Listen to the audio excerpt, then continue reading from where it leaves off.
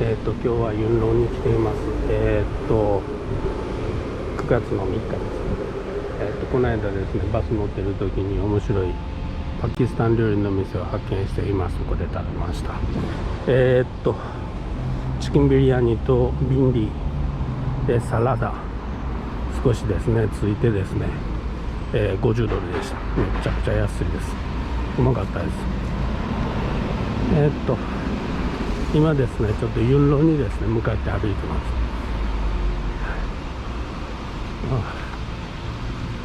この辺もですね家がねあるんですよね。こういう風なね、むっちゃくちゃ暑いですね。ちょっと気合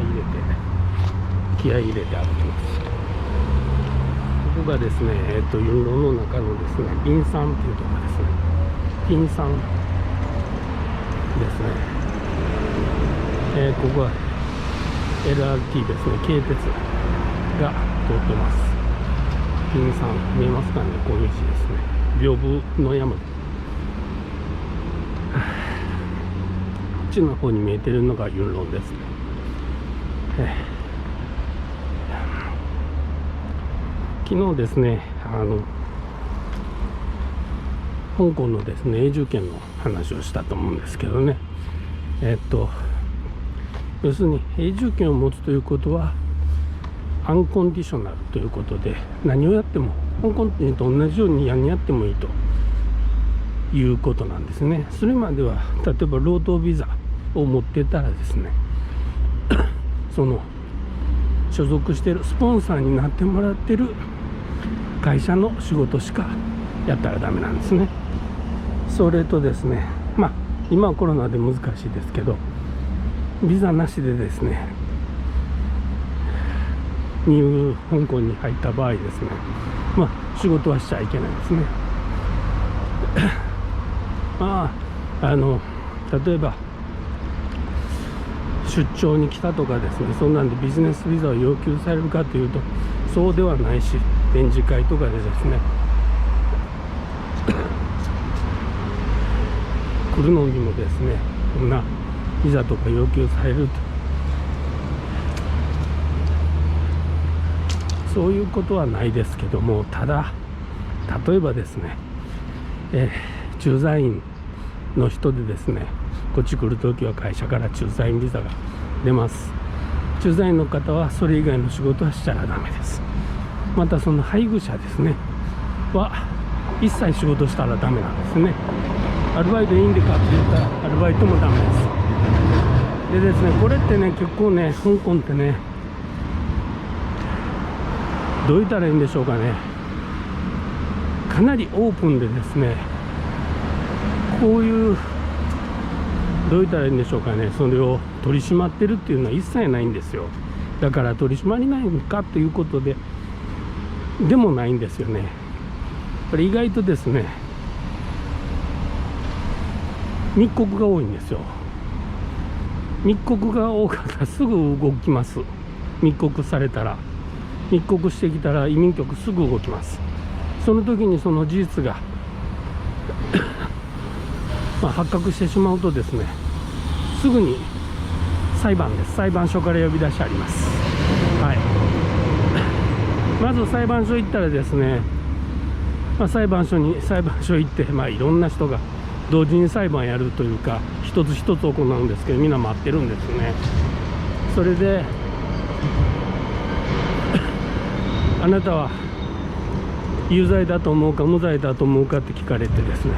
それで罪を認めるか認めないかということなんですね。香港厳しいです。まず訴えられたら負けます。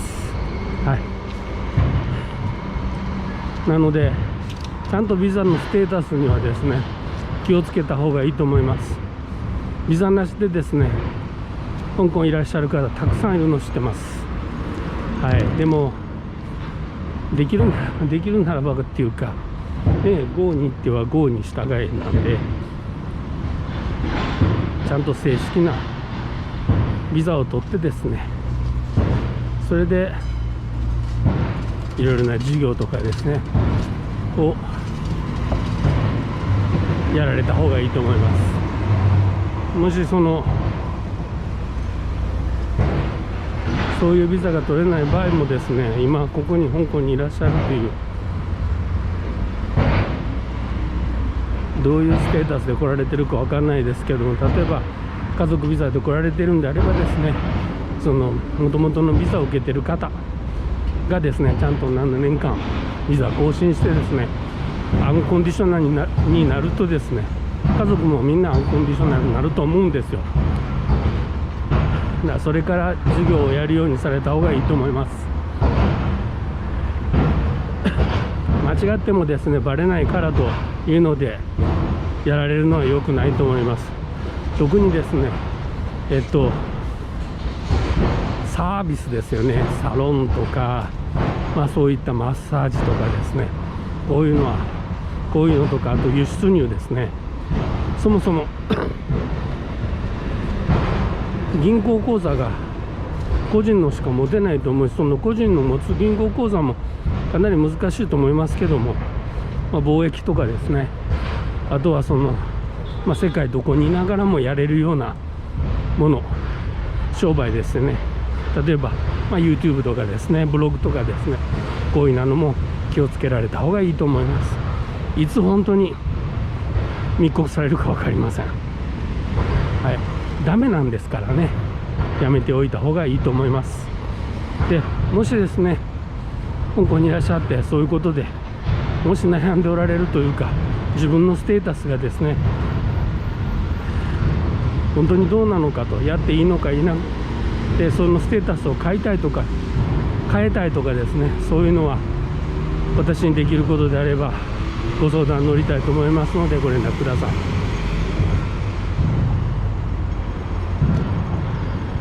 かなり歩いてきましたけども、まだもうちょっとです。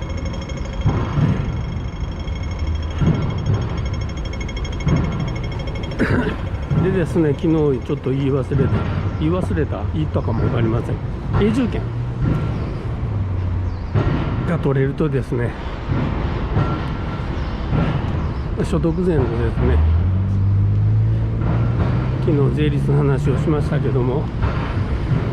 香港でですね、そのキャピタル原価税がないと同時にですね、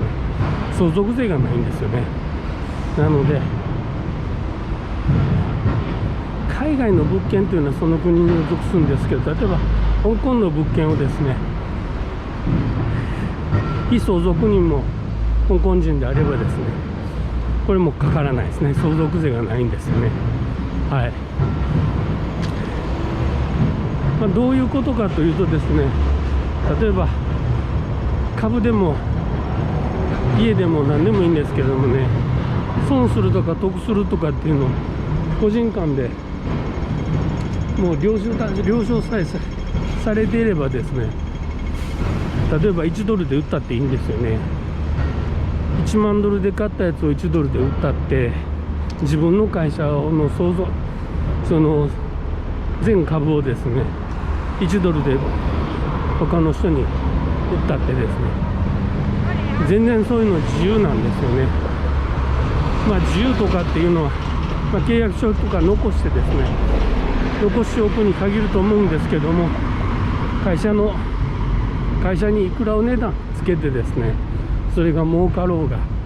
損しようがっていうのはその人の問題であって、別にそれがいいとかダメとかっていう法律上の問題がないということですよね。非常に面白いですね。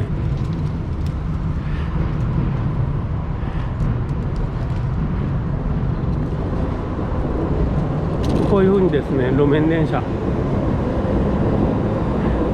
よく通ってます。こういうところもいいマンションですよね。こっちもなんか公園があります。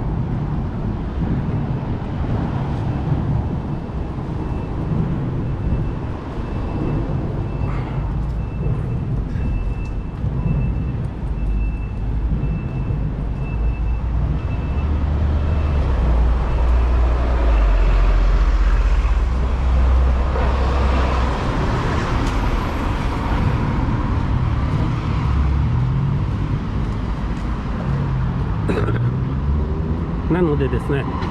香港にですね永住するというメリットはですね結構いろいろあると思うんですよね。はい、で香港に移住したからといってですね別にずっと香港にいる必要がないんですよね。まずはですね最初の、7年間ビザを更新するときにはですね基本的にはですねずっと香港にいた方がいいですが、それも別に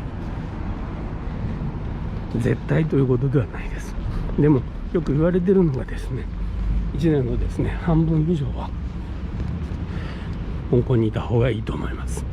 はい、それとですねもう一つですね永住権を取ってからなんですけども、これは本当にどういう決まりがあるかは分かんないで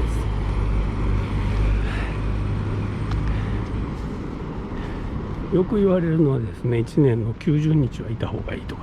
言うんですけど、いやそうでもないと思うんですよね。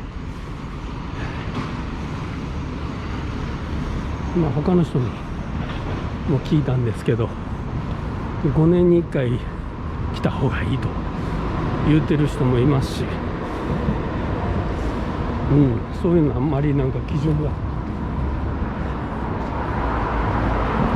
ないような気がします。はい、またですねこの話題はですね続けていきたいと思います。でですねこういう香港に永住したいとかですね香港に起業したいとかですねそういうのをお手伝いしておりますので、ぜひともご連絡いただければと思います。それとですねで私の YouTube をサポート